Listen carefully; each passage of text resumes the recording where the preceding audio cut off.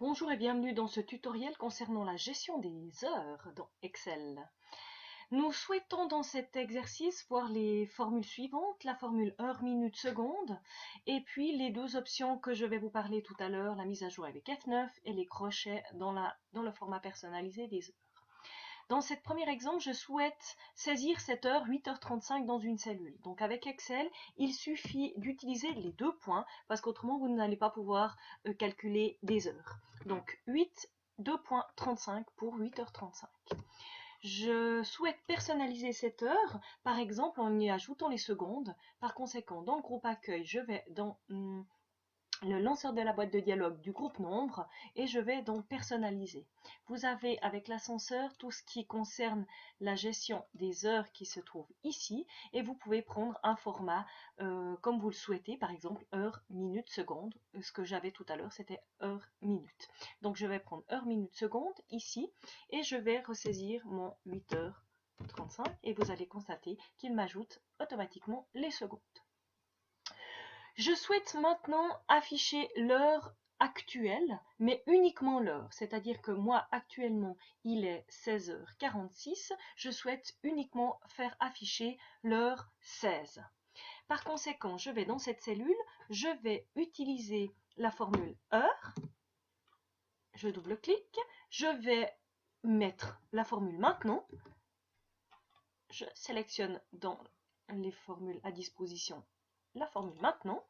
Je vais fermer la parenthèse pour la formule maintenant et fermer la parenthèse pour la formule heure. Si j'oublie de le faire, il va vous mettre une erreur. Vous allez pouvoir cliquer sur OK, je vais le faire d'ailleurs. Et puis, vous allez simplement lui dire oui. Et puis, il va vous corriger automatiquement, c'est-à-dire qu'il va mettre deux parenthèses. Voilà, si on regarde ma formule avec les deux parenthèses. Donc, heure, il m'affiche uniquement l'heure pour l'heure actuelle. Donc, évidemment, la même chose pour les minutes. Égale minute, si je veux faire apparaître que les minutes de l'heure que je vis actuellement, je prends maintenant et je ferme la parenthèse et il m'affiche c'est 16h47 et je vais faire la même chose pour les secondes. C'est la formule seconde de maintenant et je ferme les parenthèses, je valide avec Enter. Vous avez vu que ici ça a changé, ça a mis à jour à chaque fois que je lance une calculation dans Excel ou alors que j'utilise la formule F9 de votre clavier pour mettre à jour votre formule. Je vais le faire maintenant, vous allez voir le 48 et les secondes vont certainement évoluer. Voilà, 28 secondes, on était à 8 secondes ou autre tout à l'heure. Donc maintenant, afficher l'heure actuelle en trois champs séparés, c'est exactement la même chose. Donc je vais copier cette formule, je vais la mettre là, celle-ci ici et celle-là ici. Heure, minute, seconde. Je fais comme je l'ai fait tout à l'heure, je vais vous afficher les commentaires, des formules à mettre et du format à respecter pour pouvoir afficher nos formules. Je vais refaire un petit coup de F9 pour que vous voyez évoluer mes formules. Donc 48 et 44 secondes et maintenant il est 49 et 5 secondes. Donc il faut vraiment appuyer sur le F9 pour mettre à jour vos heures qui avancent par rapport à cette formule heure, minute, seconde. En ce qui concerne l'addition des heures, si vous les avez bien saisies avec le format 2 points, il n'y a aucun souci pour faire une addition d'heures.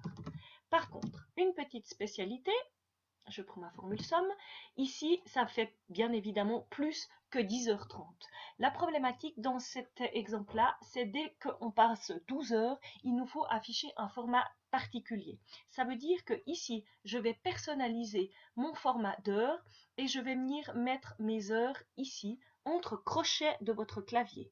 Donc un petit crochet qui s'ouvre, un crochet qui se ferme. En général, c'est avec la touche Alt-GR et accent grave et le point d'exclamation sur votre clavier.